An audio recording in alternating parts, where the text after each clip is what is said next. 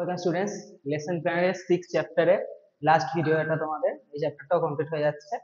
তো আমরা আজকে দেখব ভারত ছাড়ো আন্দোলন।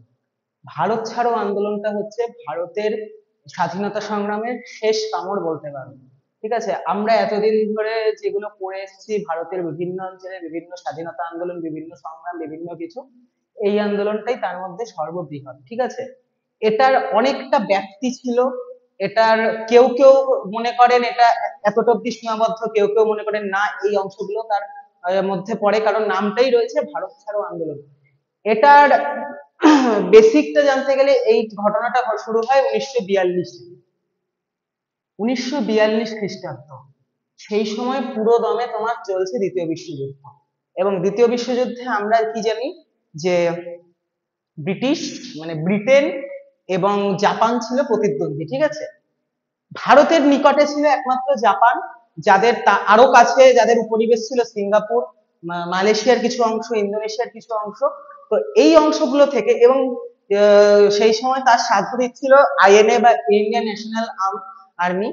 তো ইন্ডিয়ান ন্যাশনালিস্ট আর্মি, আইএনএ নেতাজির নেতৃত্বে যারা, তো তারা জাপানকে সহায়তা করে, এবং জাপান এই সময় ভারতে ক্রমাগত আক্রমণ করে।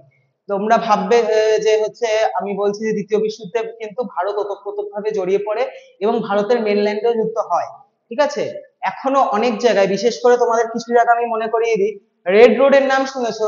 এই রেড রোডে কিন্তু দ্বিতীয় বিশ্বযুদ্ধের সময় এয়ার ফোর্সের জন্য বা এয়ার যে ছিল, যে এয়ার ভেহিকেল গুলো ছিল তার জন্য তোমার রানওয়ে তৈরি হয়েছিল। এখনো তোমরা দেখবে যে বিভিন্ন জায়গায় যে দ্বিতীয় বিশ্বযুদ্ধের বিভিন্ন ধ্বংসাবশেষ পড়ে থাকে, এবং কলকাতায় কিন্তু জাপান এই সময় বেশ কয়েকবার শেলিং এবং বম্বিং করে। তো এই দ্বিতীয় বিশ্বযুদ্ধ যখন হচ্ছে, তখন ভারতের অন্তর্বর্তী যে রাজনীতি সেটা অত্যন্ত মানে তোমার দোলাচলের মধ্যে চলে যায়। উচ্চপদস্থ যে সমস্ত নেতৃত্বরা ছিল, গান্ধীজি, প্রফুল্ল প্যাটেল, জওহরলাল নেহরু, তারা এই সময় জেলে রয়েছেন, এবং অন্যান্য যে সমস্ত স্থানীয় মন্ত্রিসভাগুলো ছিল সেখানেও কিন্তু তাদের যে মন্ত্রিসভা তারা পদত্যাগ করতে শুরু করেন আস্তে আস্তে। অর্থাৎ যে মানে দুভাবে ভারত শাসন, যে ভারতীয়দের কিছুটা অংশ দেওয়া হচ্ছে শাসন করার জন্য, কিছু অংশ ব্রিটিশরা রাখছে, এটা সম্পূর্ণ ভেঙে পড়ে। এবং 1942 খ্রিস্টাব্দেই ব্রিটিশ শিল্পমন্ত্রী স্টাফোর্ড ক্রিপস আসেন। এই স্টাফোর্ড ক্রিপস তিনি ভারতীয়দের সাথে আলোচনায় বসেন, কিন্তু সেখান থেকে কোনো সুরাহা আসেনি। মূলত তো প্রধান যারা ডিপ্লোম্যাটিক নেতা ছিলেন তারা জেলের মধ্যে রয়েছেন, এবং বাকি যারা ছিলেন তারাও এই সময় এদের এই স্টাফোর্ড ক্রিপসের মতামতের সাথে দুদফা যে তার আলোচনা সভা ছিল সেটাতে সমর্থন জানায়নি। যার ফলটা কি হলো, তোমার তারা একটা ধ্বনি তুললেন, করেঙ্গে ইয়া মরেঙ্গে। এই কথাটা তোমরা এখনো শোনো, এবং অত্যন্ত বিখ্যাত উক্তি, এবং এর মাধ্যমে তারা সূচনা করলেন ভারত ছাড়ো আন্দোলন বা ভারত ছাড়ো আন্দোলন বা ভারত ছাড়ো সংগ্রাম। অর্থাৎ ভারত থেকে বিতাড়িত হতে হবে, সমস্ত বিদেশি শক্তিকে ভারত থেকে বেরিয়ে যেতে হবে। এটা একেবারে সেই বলতে গেলে আমি সম্মুখ সমরে উপস্থাপন হওয়ার মতো, এবং এইটা কিন্তু সম্পূর্ণভাবে অহিংস ছিল না। ঠিক আছে, সম্পূর্ণরূপে অহিংস ছিল না এই আন্দোলন। এই আন্দোলন মূলত শ্রমিক শ্রেণী, বিভিন্ন কৃষক শ্রেণী, এবং বাকি যে সংগঠনগুলো ছিল, এখানে মনে রাখতে হবে টিসকো, টাটার যে সংগঠন, ওই তোমার শ্রমিক যে সংস্থা যাকে বলা হয় টিসকো, টাটা স্টিলের, তারা এটাকে প্রত্যক্ষভাবে আন্দোলনের অংশগ্রহণ করে। ঠিক আছে, এই টিসকো এখানে সম্পূর্ণভাবে আন্দোলন শুরু করে। এছাড়া কানপুর, কনৌজ, তারপরে তোমার হচ্ছে সোলাপুর, বারদৌলি, তোমাদের খেরা, বোম্বাই, কলকাতা, হলদিয়ার মতো অঞ্চলে শ্রমিক এবং কৃষকরা আন্দোলনে অংশগ্রহণ করে। কৃষকরা আরো বেশি ভাবে করেন, তারা থানা জ্বালিয়ে দেন, তারা পোস্ট অফিসে আক্রমণ করে, ব্রিটিশ যে সরকারি যে অফিসগুলো, অফিস আদালত গুলো ছিল সেখানেও তারা আক্রমণ করতে থাকে ক্রমাগত। এবং ব্রিটিশরা একদিকে যেরকম তারা দ্বিতীয় বিশ্বযুদ্ধে পর্যদস্ত, এবং এই আক্রমণেও তারা কিন্তু অনেকটাই ভেঙে পড়ে। ঠিক আছে, যদিও পুরোপুরি সফল হয় না। এখানে মাতঙ্গিনী হাজরা 1942 খ্রিস্টাব্দেই ভারতের জাতীয় পতাকা নিয়ে একটি মিছিল করছিলেন তমলুকে, সেখানে তিনি ব্রিটিশদের হাতে গুলিবিদ্ধ হন, এবং বৃদ্ধা মাতঙ্গিনী হাজরা সেখানে মারা যান এবং শহীদ হন। এই সময় তাম্রলিপ্ত বা তমলুকে সতীশচন্দ্র সামন্ত 1942 খ্রিস্টাব্দে তাম্রলিপ্ত জাতীয় সরকার প্রতিষ্ঠা করেন। তাম্রলিপ্ত জাতীয় সরকারের কাজ কি ছিল? তাম্রলিপ্ত জাতীয় সরকার সম্পূর্ণ ব্রিটিশ বহির্ভূত একটা সরকার তৈরি করেন এবং নিজেদেরকে স্বাধীন বলে ঘোষণা করেন।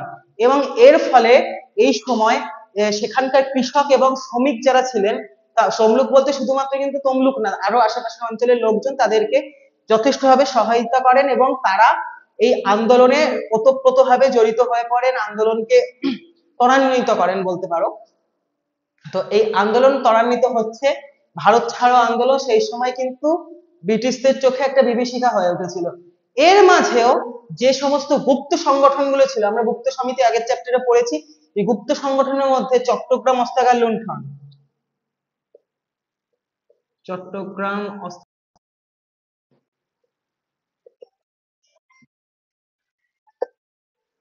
অস্ত্রাগার লুণ্ঠন, তারপরে রায়টাস অভিযান, বিনয় বাদল দীনেশের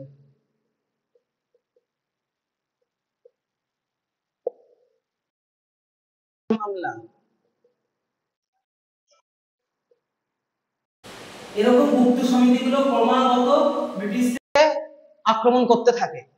ঠিক আছে, এছাড়াও আইএনএ বা ইন্ডিয়ান ন্যাশনাল আর্মি সেই সময় ভারতের দ্বিতীয় বিশ্বযুদ্ধকে সরাসরি করেন এবং ভারতে দিল্লি চলো ডাক দেন নেতাজি, সেই আন্দোলনে তারা ক্রমাগত ভারতে প্রবেশের চেষ্টা করেন। এই আইএনএ এর ম্যাক্সিমাম সদস্য কিন্তু ছিলেন প্রথম এবং দ্বিতীয় বিশ্বযুদ্ধে জার্মানির হাতে বন্দী ভারতীয় ব্রিটিশ সৈন্য। তারা রক্তে মাংসে ভারতীয়, কিন্তু তারা লড়ছিল ব্রিটিশদের হয়ে। তারা কিন্তু ম্যাক্সিমাম ওই নেতাজির কথা উদ্বুদ্ধ হয়, হিটলার সাথে যে সাক্ষাৎ হয় নেতাজি, সেখান থেকে হিটলার তাদেরকে নেতাজির হাতে দেন এবং নেতাজি তাদের নিয়ে সৈন্যবাহিনী তৈরি করেন, একটা প্রশিক্ষিত সৈন্যবাহিনী বলা চলে।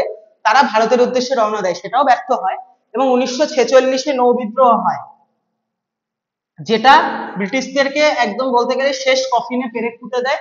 এবং এই নৌ বিদ্রোহের পরেই 1947-এ ভারতের স্বাধীনতা আসে। ঠিক আছে, তো এইভাবে ভারত ছাড়ো আন্দোলন ত্বরান্বিত হলো। ভারত ছাড়ো আন্দোলনে কৃষক এবং শ্রমিক শ্রেণী অংশগ্রহণ করলো, এছাড়া গুপ্ত সমিতিগুলো। এখানে আমি তোমাদের প্রথমে বলেছিলাম না যে এর মধ্যে এইগুলোকেও অনেকে ভারত ছাড়ো আন্দোলনের অংশগ্রহণ বলে, কিন্তু অ্যাকচুয়ালি মানে ডিটেলসে দেখলে এগুলো ঠিক ভারত ছাড়ো আন্দোলনের অংশ ছিল না। হ্যাঁ, অবশ্যই তাদের উদ্দেশ্য এক ছিল, কিন্তু এগুলো ঠিক সেই রকম ভারত ছাড়ো আন্দোলন ছিল না। মূলত শ্রমিক এবং কৃষক নির্ভর আন্দোলনটাই ছিল ভারত ছাড়ো আন্দোলন। তো এইভাবেই তোমাদের এই চ্যাপ্টারটা 6 চ্যাপ্টার শেষ হলো। খুবই কঠিন চ্যাপ্টার, মানে ও প্রচুর সাল তারিখ আছে। আমি আমার ভিডিওতে বেশি সাল তারিখ ব্যবহার করিনি, কারণ ওই বই দেখে দেখে আমি এখন পড়ালে তোমাদেরও বোরিং লাগতো, বোঝাতেও পারতাম না ঠিক করে। সাল তারিখ গুলো তোমরা বইয়ের থেকে দেখবে, শর্ট কোশ্চেন প্রচুর আসে, বড় কোশ্চেন আমি যে ভিডিওটা বলেছি সেগুলো মনে রেখে নিজের ভাষায় লিখবে, ভালো নাম্বার আসবে। এবং পরের ক্লাসে তোমাদের নতুন চ্যাপ্টারটা শুরু হবে, চ্যাপ্টার 7, আর দুটো চ্যাপ্টার বোধহয় আছে তোমাদের। তো সিলেবাস কমপ্লিট হয়ে যাবে ভাবছি, 1 মাসের মধ্যেই হয়তো তোমাদের সিলেবাস শেষ হয়ে যাবে। তো এই চ্যাপ্টার থেকে একটু ডিটেলস আছে, যে কোনো ডিটেলস তোমাদের যদি বুঝতে অসুবিধা হয় আমাকে কমেন্ট করবে, টেলিগ্রামে মেসেজ করবে। দেখা হচ্ছে পরের চ্যাপ্টারে।